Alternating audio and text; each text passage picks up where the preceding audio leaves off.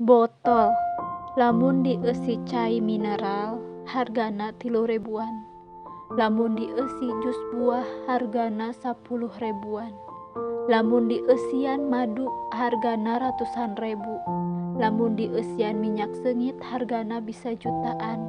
Tapi lamun dieusian cai comberan bakal dipikeun kana tempat runtah sabab eueuh hargaan.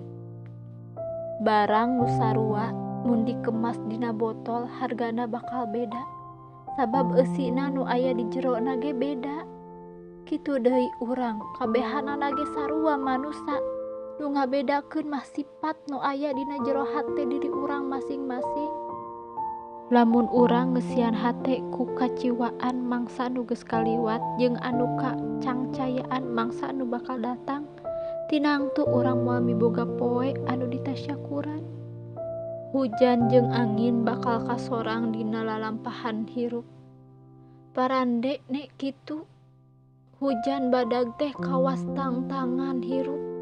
Teu perlu ngadoa menta eureud hujan, tapi cukup ngadoa supaya payung urang tambah weweg.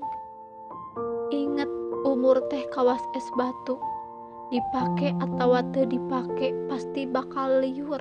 Digunakeun atawa teu digunakeun, umur urang teh tetep bakal ngurangan tina jatah anu geus ditangtukeun. Salila masih aya sesa umur urang, prak polah kahadean saloba-lobana nu mampu digawekeun.